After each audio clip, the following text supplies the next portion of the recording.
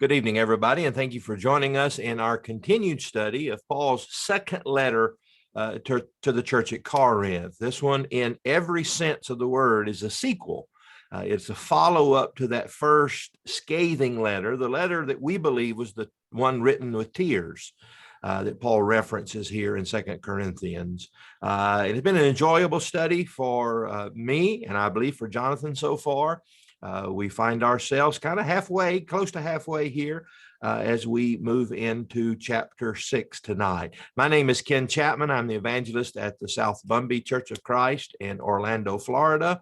And my co-teacher is Jonathan Caldwell, who's the evangelist at the Moody Church of Christ in Moody, Alabama. How are you tonight, Jonathan? Doing all right. Just enjoying this study. I like the section we're going to look at tonight, and just enjoy wrestling with this, what I would classify as a very unusual letter from Paul. Yeah, and one of the things I like about a study like this is that it teaches us the importance of studying the scriptures in their context. So many times we want to drop in what I talk about, parachuting into a verse or a chapter, and we may be lost somewhat. But if we can look at a book like this, one section really builds on another section and leads to the next section. And you need to understand this book almost in its entirety. It's very difficult to just look at one section of any epistle, but certainly we've seen that as a case in 2 Corinthians. So tonight's study brings us, as I said, to chapter 6, where we want to look at the first 13 verses of 2 Corinthians chapter 6. And Jonathan, would you start us off? I had to break this up into two kind of awkward sections, really kind of chopping it in the middle of a verse. But when you look at verse 8, you can see why we chose to do it that way. But anyway, Jonathan, would you read the first 8.5 verses for us, please? Sure. Working together with him, then, we appeal to you not to receive the grace of God in vain. For he says, in a favorable time I listened to you, and in a day of salvation I have helped you. Behold, now is the favorable time. Behold, now is the day of salvation. We put no obstacle in anyone's way, so that no fault may be found with our ministry. But as servants of God, we commend ourselves in every way, by great endurance, in affliction, hardships, calamities, beatings, imprisonments, riots, labors, sleepless nights, hunger, by purity, knowledge, patience, kindness, the Holy Spirit, genuine love, by truthful speech, and the power of God, with the weapons of righteousness for the right hand and for the left, through honor and dishonor, through slander and praise. Okay, Paul again. Now remember, much of the time in the book of 2 Corinthians is Paul really defending himself against the false accusations that some, we might even argue a minority at the church at Corinth, those accusations they were leveling against him. And in so doing, Paul has to, and we would put this in air quotes for Paul has to boast or brag about what he has done. And this is one of the three sections in the book of 2 Corinthians where Paul is going to have a list, and as we're going to see, an ever increasing list with specifics of what he has endured as a preacher and an apostle of the gospel of Jesus Christ. And so again, 3 times in this book, he's going to list what he has gone through to preach the gospel. This is the most vague of those lists. He'll get in, remember the list where he talks about the numbers, the stripes, and the beatings. But now he begins kind of with the broad picture of what he has done. And he starts with the expression, working together with him. Now, here in the English Standard Version that we're using for our preferred version for this study, the word him is not capitalized, but in many of our translations it is, meaning that it refers back to God, working together with him. And this is a reference back to the next to the last verse of the previous chapter, where of Paul, and speaking of the other inspired writers and apostles, he says, we are ambassadors for Christ, God making his appeal through us. So there's the sense in which he was working with God. We understand Paul in no way is in stating that he and God are co-workers. He is no way equating their roles in the gospel in any way, but Paul is saying, here's how I'm working with him. God is working through me in my inspired role as an apostle of Jesus Christ. Now, what Paul seems to be emphasizing here may be, again, to that hidden audience of his protesters, his opponents there at Corinth and at other places, is that when you reject me, you're rejecting God. I'm just an ambassador for Christ. God is making his appeal. And so don't see this as something personal, that you're just rejecting Paul, the guy. You're rejecting Paul, the apostle, Paul, the ambassador, and in so doing, you're rejecting God. And again, the nudge there for those who would be inclined to listen to this message at Corinth is for them not to fall into that same trap that Paul's opponents there had. Kind of reminds me of you don't hear it too often anymore, but the old prayer about preachers when they preach hiding behind the cross, removing our ego from this. It's not about us. I am just a mouthpiece. I'm just a conduit for this wonderful message of the wonderful work that God has done. And so kind of a reminder for us preachers that our name doesn't matter. You see the NBA players often point at the name on the back of their jerseys. Our jerseys don't have a name on the back of them unless it's Jesus Christ. And we have to keep that in mind. Yeah, it's the phrase Paul used. He was just a vessel of clay, right? Earthen vessel, some translations say.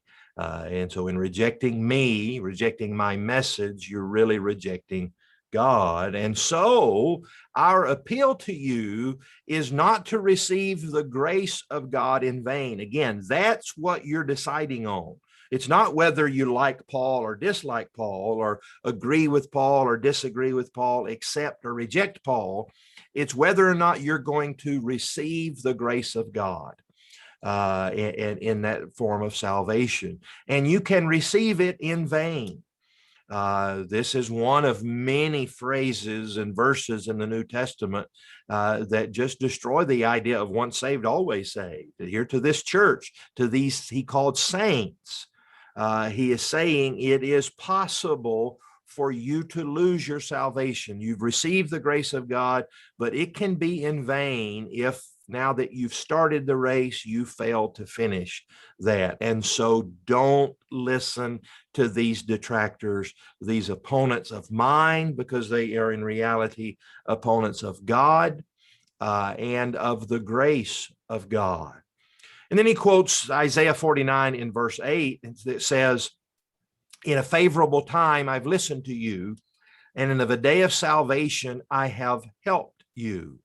There, speaking to the prophetic Messiah, is that God is saying that I am helping you in this favorable time and in this day of salvation. And in a sense, Paul, as an apostle of Jesus Christ, as an ambassador of Christ, now sees himself in that same role, that God is helping him in this favorable time. God is the impetus behind his work in the day of salvation. And so now Paul kind of co-opts that verse from Isaiah and says it applies now to my ministry. Now is the favorable time. Now is the day of salvation. That is the fulfillment of that passage is happening now in the Messianic age. And now through me, the apostle of Jesus Christ, the ambassador of Jesus Christ, that passage is being fulfilled. Now is the time of salvation. Now is that favorable time. And God has listened and God is helping. We're working together with God, that verse emphasizes. And so Paul says, we, understanding that role, we put no obstacle in anyone's way.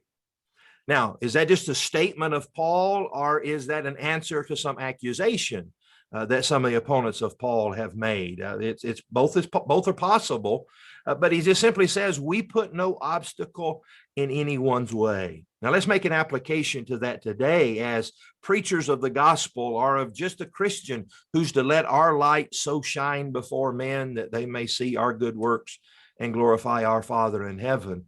Let's make sure that we put no obstacle in anyone's way. As Jonathan just said, the old phrase was, preachers stand behind the cross. And when we start getting in front of that cross and putting ourselves, our personalities, our needs and desires ahead of that, it can become an obstacle.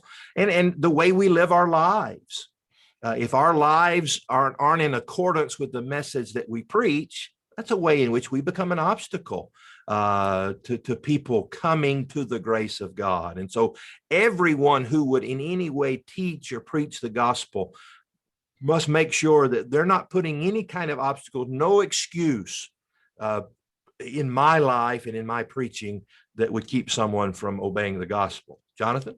Yeah, Paul has already said in 1 Corinthians that the gospel itself is going to be difficult enough for people to accept.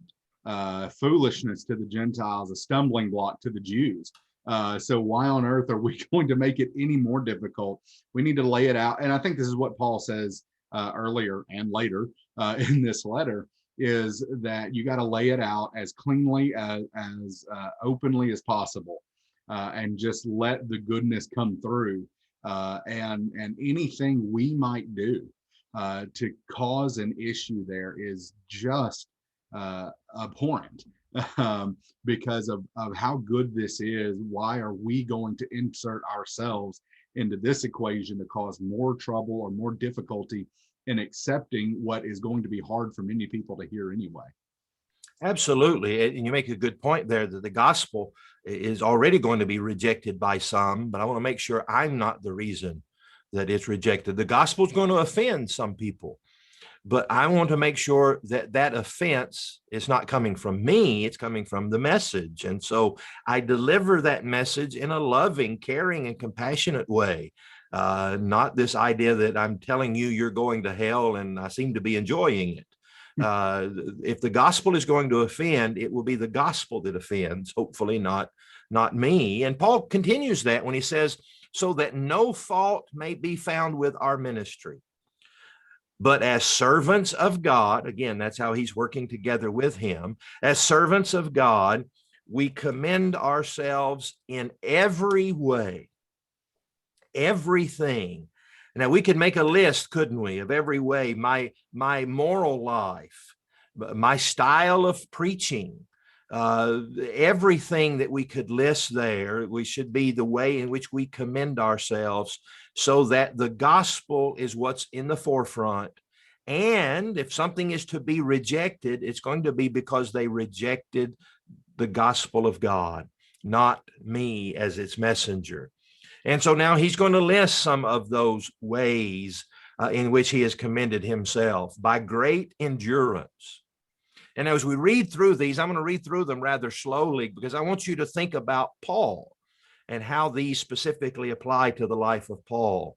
By great endurance, in afflictions, hardships, calamities, beatings, imprisonments, riots, labors, sleepless nights, and hunger. Well, that's Paul's right there. You could draw a line from every one of those words and write a Bible verse from the book of Acts or from one of the other epistles of Paul, or maybe multiple ones. And again, later with greater specificity, he's going to talk about some of these things, isn't he? And he says, here's how we've commended ourselves. It is by the endurance. This is my resume, is the things that I have endured in order to preach the gospel. Now, a couple thoughts come to my mind. And number one is kind of a little bit of an embarrassment. Jonathan, if you and I were making our list today, what would our list would be a little different than Paul's, wouldn't it? Paul says beatings, imprisonments, riots, labors, hunger, calamities, hardships, afflictions. I think about the hardships of me preaching the gospel. I have to wear a tie that might be on the list there. What are the hardships? Sometimes my PowerPoint doesn't work right, on a Sunday morning. Sometimes the guy is up in the sound booth, have the sound messed up. And those are my list of hardships and afflictions that I've had to endure in the preaching of the gospel.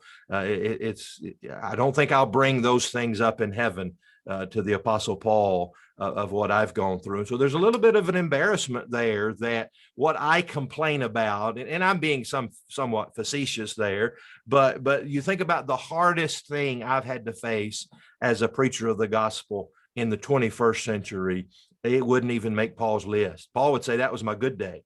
Your worst day was my best day. And so I think it puts things in perspective when today a preacher of the gospel complains about his lot in life and his hardships. We need to see two things. Number one is that is meaningless in comparison to what Paul and these others went through, but also that we can accept those things that we may view as hardships as Paul did, as a blessing, as a commendation of his work in the preaching of the gospel.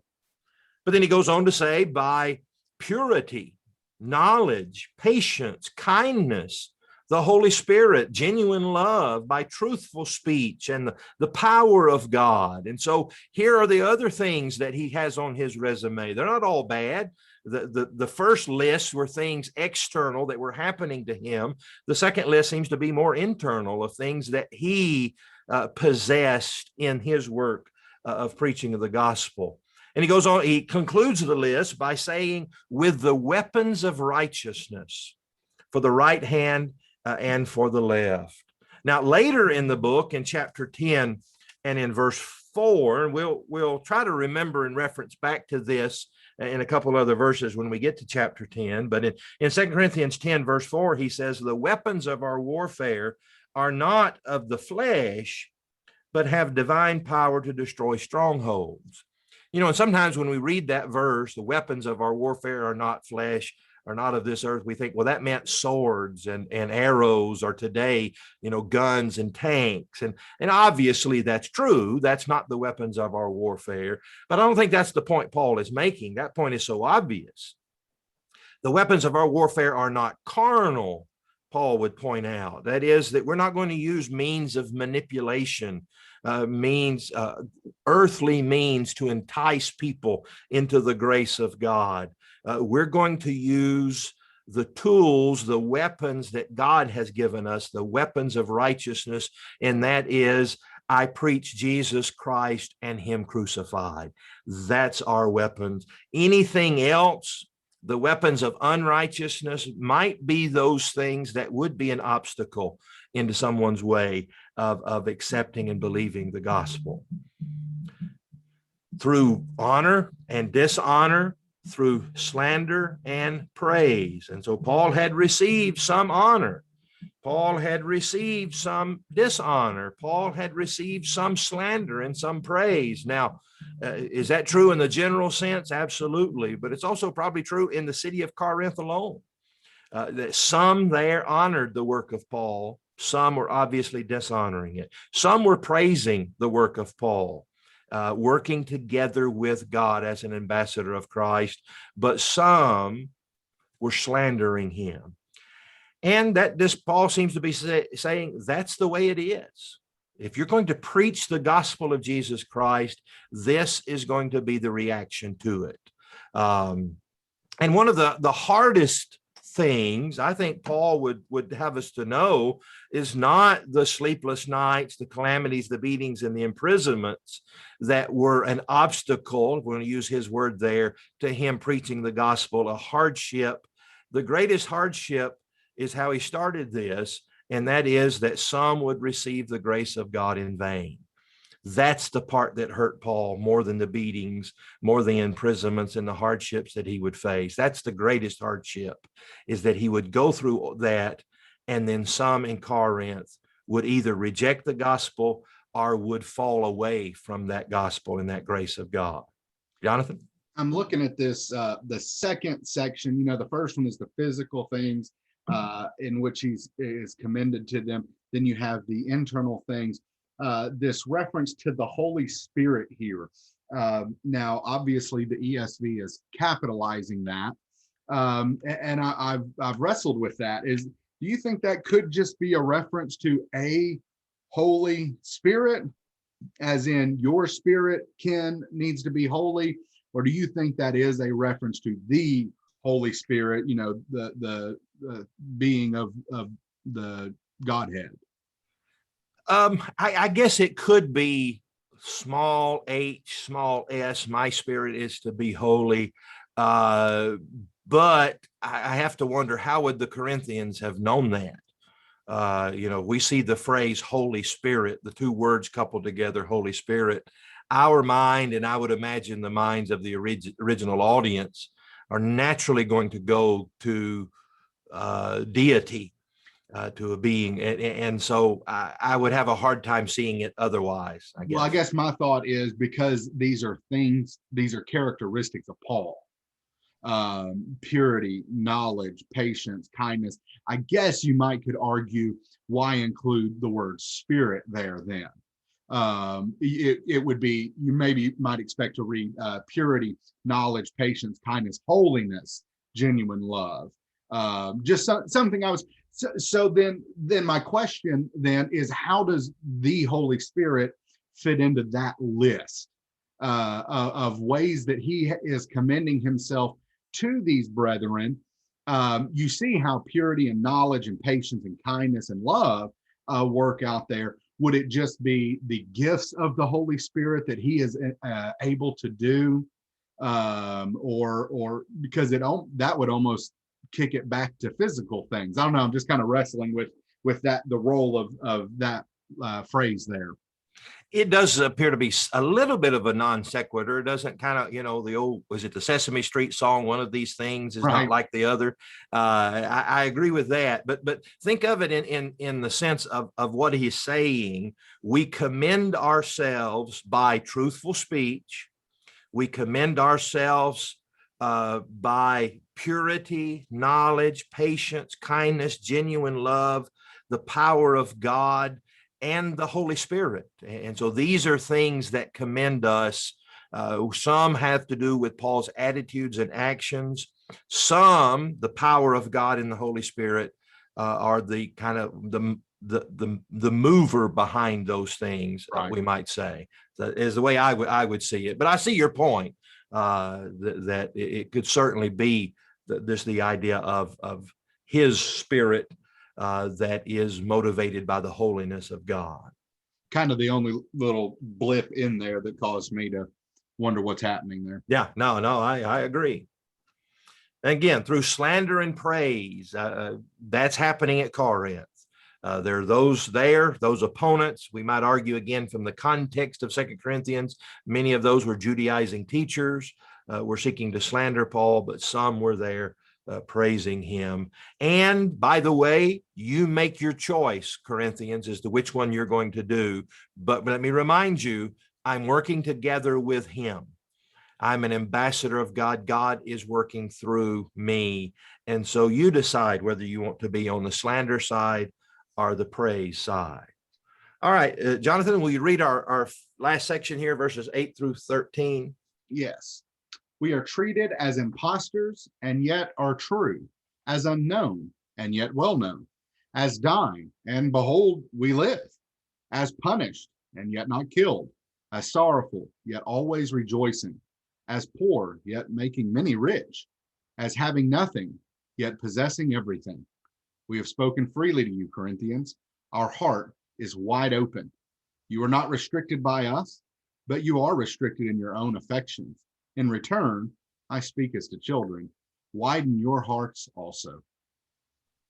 All right. In this familiar kind of form of writing here, Paul is going to use this paradox, this seemingly contradictory terms as impostors, yet as true, unknown, yet well known. And it's really just a beautiful imagery to say that in some sense, both of these are true. We are treated as imposters. Now, he's not an imposter, but we're treated as imposters. Some, again, of Paul's opponents, that would be the first place. And if we think about it, this is a vulnerability in Paul's ministry because he would admit that he was the least of all of the apostles, that he was one born out of due season. He is kind of that addendum, that appendix, the apostle that was put on there. And so, although it was untrue, as Paul's pointing out here, that he was in any sense less of an apostle, you can see where that would be an easy target to say, well, Paul's not really one of the apostles. He wasn't one of the original 12. He wasn't one. He wasn't there in the Garden of Gethsemane. He wasn't there when Jesus walked on water and gave the Sermon on the Mount. He wasn't there when he fed the 5,000. And so you can see that would be an easy, cheap attack on the Apostle Paul. But Paul reminds them as he began his epistle, Paul, an apostle of Jesus Christ, by the will of God. Paul is defending his apostleship. And he does that in almost every epistle where he references some kind of an attack on his ministry. He says, I'm an apostle, not a self-appointed apostle, and not even an apostle-appointed apostle. Peter didn't choose me. Jesus did. God chose me. And so he's treated as an imposter, but yet he is true. He is unknown, yet well known, dying. And behold, we live, punished and yet not killed, sorrowful, yet always rejoicing. That goes back to that list. And I would remind my preaching friends today, we can do both. We can endure whatever our hardships in preaching the gospel are and still be rejoicing. And poor, yet making many rich. Of course, obviously there's talking about physical poverty versus spiritual wealth, as having nothing yet possessing everything. That sums up the Christian life, doesn't it? And so we have spoken freely to you, O Corinthians. Now, I think the addition of that personal reference to Corinthians maybe lends to the idea that this is an answer again to an accusation, that Paul was holding something back. Or remember the kind of the duplicitous accusation of Paul. He's one way when he's here, he's another way in his letters. And Paul is saying, no, we've spoken freely to you. We've put no obstacle between us and the message that we're preaching to you. We've told you the message, pure and undefiled, and our heart is wide open to you. What a wonderful expression of Paul's attitude toward these Corinthian Christians, that our heart is open wide.